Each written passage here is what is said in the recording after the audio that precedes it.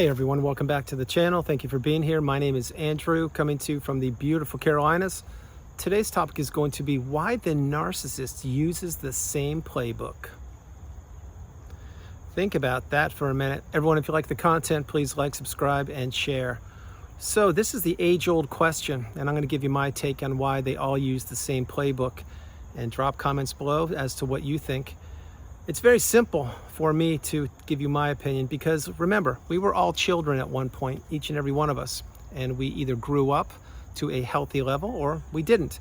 Now, when you're a child, and no disrespect to children because I was once one, we understand and we learn certain behaviors and we learn what makes us us, what other people will tolerate, what they won't tolerate, if there will be ramifications or consequences for poor behavior, if there won't be consequences for poor behavior, and what we can get away with and what we can't get away with.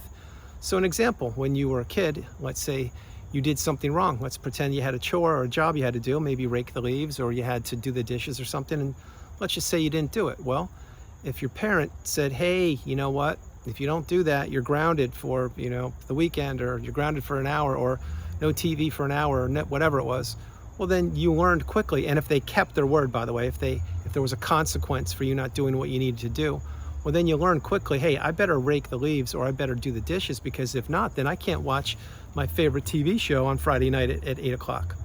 So that's an example of a parent teaching a child right from wrong and how to be responsible and how to pull their weight.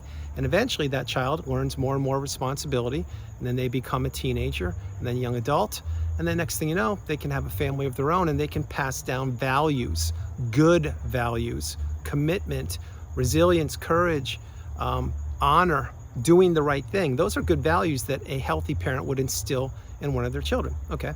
Well, if you have a narcissistic parent or a parent who doesn't care about the growth or the progress of the child that they have, maybe there were no boundaries. Now, I'm not saying every parent that didn't teach their child right from wrong was a narcissist. That's not what I'm saying. I'm saying if a child learns that their poor behavior will go unrecognized or unpunished, example, they didn't rake the leaves and they didn't do the dishes, using the first example, well, then they say, hey, I can get away with that. And then I can just act like I didn't do it and I forgot, or something came up, or they can fib or whatever they want to do. And next thing you know, the parent perhaps isn't going to ask the child to do certain things because it's just not worth it, or they flat out don't care. You can say whatever you want, but the consequence for the lack of doing the chore was never there. So now this is what happens, and it's my take again, and I stand by it. When the child learns that they can get away or skate through life, and they can, then that the rules do not apply to them, and there are no consequences for their poor behavior, or they don't have to do anything because there's never going to be anybody enforcing the fact that they had to do something, well, then they learn this, and then they compare what they can get away with their peers, and perhaps their peers can't get away with certain things. Example, maybe their peers, let's say the child we're talking about was in grade school, well, maybe their peers had to study every day after school for 2 hours. Okay, well, what did they do? They studied for 2 hours and they became a self-sufficient young adult, and I'm sure they are contributing back to society. Well, the child with no boundaries or no consequences for their lack of doing the right thing, maybe they didn't study that well. Maybe they didn't get good grades because the parent didn't care, or the parent didn't say, hey, you know what, you need to put work in. Because this is what the parent, i.e. the narcissistic parent, wants to do. They don't want their children to ever succeed. They are always in competition with their children. And what they want to do is many times, they don't want their children to do better than they did. This isn't one size fits all. It's not always that way, but that is my experience. Now, having said that, the behaviors of the narcissist, how they all use the same playbook. Remember, as I mentioned in the beginning of the video, we were all children at one point. We figured out what we could get away with, what we couldn't, if we could get away with things or not. Now, the narcissist is a classic fraud. They're hollow, they're shallow, and they will say anything they want to get out of doing things they don't want to do. And actually, for doing things they do want to do, they'll say the same thing. They'll say whatever they can to make sure they have access to certain things. So let's dig into something. The smear campaign, post-narcissistic relationship. You now know what that is. Well, go back in time when you were a child. What was the smear campaign? It was when somebody was spreading a rumor about you. See, that is a learned behavior that the child learned when they were younger. I can spread rumors about somebody I don't like, or someone I'm jealous about, or someone I'm envious about, and hopefully a couple people in the class will believe those rumors. Next thing you know, no one's talking to that person, and I'm talking about someone maybe in 5th or 6th grade or whatever grade it was, and the next thing you know, that person's isolated and they're not invited to the birthday parties, etc. A rumor being spread when you were younger, it's the same thing as the smear campaign. It's just you probably never put 2 and 2 together, because a smear campaign usually is at such a heightened level that you can't wrap your head around somebody, how they could just flat out lie about anything about you. Well, you probably experienced that when you were in grade school. So that's one example of a learned behavior from a child, that they could spread rumors about people and they could divide people. And that's what the smear campaign is for the adults. The same thing. Think about the silent treatment. It's the same thing. When you were a kid, maybe somebody was not talking to you for a day, or maybe for a couple days. Well, did you do something wrong? Possibly. Maybe, who knows? But if you apologize, then you apologize to that child, and then they said, wow, okay, they apologized, now we're good. But if that person turned out to figured out how to weaponize the apologies, then they could just give you the silent treatment for any reason, and then you as a child will go back apologizing again and again and again because you wanted to make the peace. Now, I'm not saying that happened, but it may have. Fast forward to the narcissistic relationship that you exited. You were given the smear campaign, or you were given the silent treatment over and over and over again. And what did you do? That's right, you apologized. You wanted to break the ice.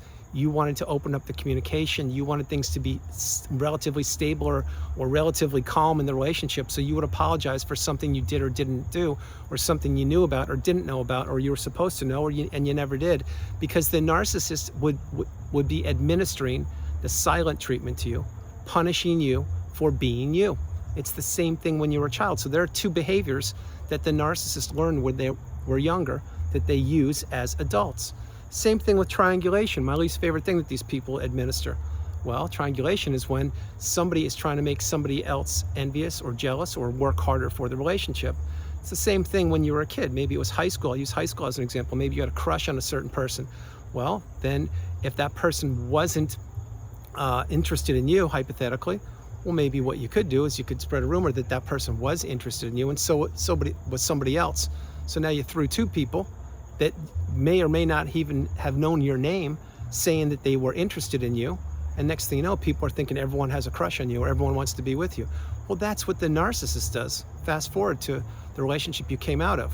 I'm not saying it was a romantic relationship. It could have been work. It could have been a brother or sister. It could have been anybody. But the narcissist will insert somebody that does or doesn't exist, trying to get you, or tried to get you, to work harder for them or harder for the relationship. It's the same thing that the kid did in high school, or the young adult did in high school. These are the same mind games, the same techniques. They just have bigger terms and bigger names post-narcissistic relationship. Everything goes back to the beginning. Everything goes back to childhood. Everything goes back to the way you were brought up. Everything goes back to learning right from wrong, being taught morals, being taught values, being taught right from wrong, being taught consequences, being taught that you can't get away with taking advantage of people without there being a price to pay. Well, again, remember, no matter what your childhood was or wasn't, I will assure you that you entered a relationship which turned out to be a narcissistic relationship because you weren't taught narcissism in school and you believed that most people had your best interest at heart. Flip it. The narcissist that you went into the relationship with, they knew they were going to take advantage of you because they had taken advantage of people when they were younger, in grade school, in high school, in college, in young adulthood, etc. This is what they do. This is how they go through life. They want to take advantage of people that are naive, who are gullible, who are people pleasers, who have a high level of empathy, and who will believe in the mask. And most of these behaviors, how they all play from the same playbook, is because each and every narcissist on the planet at one point was a child, and they learned how to get away with things. They learned how to skirt responsibility. They learned how to blame other people. Think about blame shifting. Let's say that your sibling was a narcissist, but back then, let's say you were 8, 10, 12 years old, but you didn't know what narcissism was. Of course, why would you? Well, what would happen? Maybe that you were playing one time and your sibling was playing and they broke a vase or something, and they would blame you. Well, you didn't do it, did you? Of course you didn't do it. You weren't even in the house, but they blamed you. That's called blame shifting. Then you got punished for breaking the vase when you weren't even in the house, and your sibling got away with it. Why do you think that happened? Well, I'll tell you why it happened. One reason would be because that child, your sibling, was probably the golden child and they could do no wrong. 2, you were probably the scapegoat. You could do no right. 3, they knew they could get away with it because their parent or both parents would listen to them and not you. See, that is blame shifting 101. Fast forward to being an adult. Well, you would call the narcissist out. Remember, you didn't know they were a narcissist, and you would say something like, hey, what's going on here? I thought you were going to do A, B, C. And they're like, well, I would have done it if you didn't do B, D, B, E, or X, Y, Z, whatever. And they would be blaming you, getting the focus off of themselves onto you. And then next thing you know, you'd be explaining yourself or defending yourself to somebody who doesn't care, just trying to keep you stuck. That's another behavior that the child learned when they were younger. I'm going to say it again. Everything goes back to the child. Everything goes back to the mentality, what they were taught. If they wanted to be an upstanding and good citizen, if they wanted to do the right thing, or if they wanted to be lazy, cowards, bullies, and act like they don't know what the rules are, the regulations, because they believe they don't apply to them. This is how the narcissist gets worse over time. This is why the narcissist eventually becomes the aging narcissist. This is why the narcissist will never apologize or introspect, because it would hurt too much for them to actually dig down deep inside of that little child that they have tucked away inside of them and actually be accountable, because they weren't accountable when they were younger. They will never be accountable when they're in their 20s or 30s, and they're never going to be accountable till the day they leave the planet. This is why everything goes back in time to their childhood, the way they were brought up, the way they got away, the way they got free from responsibilities and shirking responsibilities. And this is why the cycle will continue to go around and around and around. The whole point is the cycle will go around, and it needs to go around without you. My hope is that narcissism would be eradicated right now, but that's not going to happen anytime soon. So when you understand that they all play from the same playbook, every single one of them, the path is to go no contact and block these people, delete them, remove them and all flying monkeys and people associated with them. But most importantly for this video, don't give them information, don't share, don't overshare, remove yourself from these people. They will continue to try and manipulate you. They will play the victim card. They will play the woe is me card. They will play you have it so much better than me, or just give me one more chance, or I've changed, or I've seen a therapist, etc. Nothing, and I mean nothing, ever improves in the narcissistic relationship. These are all sinking ships. They only deteriorate over time, as does the narcissist, because the narcissist cannot grow. They can't introspect or be accountable. And it goes back to their childhood. Everything is from the playbook that was set in stone for them when they were a child. When they got away from doing, when they didn't have to do certain things that you had to do, meaning they didn't have to do the dishes or rake the leaves or do chores around the house, that's just one microcosm of an example. Same thing with tests. Did the narcissist study and get good grades? Maybe. Maybe they cheated their way through school. Who knows what they did? The point being is the narcissist does not ever believe that the rules apply to them, the laws apply to them, or the basic levels of humanity apply to them. That's why they're like a bull in a china shop. That's why they don't care about anybody but themselves. And that's how they all play from the same playbook, because they were all children at one point, just like you were. But the thing is, you learned right from wrong. You learned that you can hurt people and you don't want to hurt people, so you atone for it or you apologize for it, and you don't duplicate the mistake. That's called introspection. It's called growth. It's called empathy. It's called understanding that we are all fragile human beings. The narcissist looks at your empathy as weak. They look at your love as pathetic, and they look at you, or looked at you, as a person they could break. This is why each and every narcissistic relationship has an expiration date, and now you're understanding that. That's why you need to run for the hills to get away from these people as fast as you possibly can, because they will never, and I mean never, change for the better. They will only get worse over time. So that is why the narcissist, and that is how the narcissist plays in the same playbook. These are learned behaviors. They learn them, they practice them. They are reinforced by narcissistic parents. They're reinforced by there being no consequences for the poor behavior. And this is not a good thing.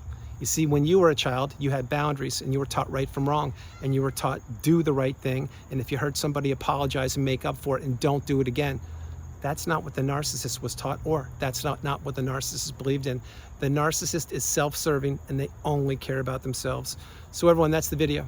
I hope you liked it. I loved doing it from the beautiful Carolinas. This is Andrew. Namaste. Have a great afternoon, evening, or morning, no matter where you are on the planet. You are not alone. Remember that. You are not alone. I love you all. God bless you, and I'll talk to you tomorrow. And this is my take, and I will stand by it. The narcissist, all these behaviors are learned. They are reinforced by the lack of consequences for their poor behavior when they were growing up and throughout young adulthood and catapulting them forward. It goes into the workplace, it goes into sibling relationships, mom, dad, aunt, uncle, coworkers, colleagues, romantic relationships. It is part of their DNA that they never ever wanted to address and try to change.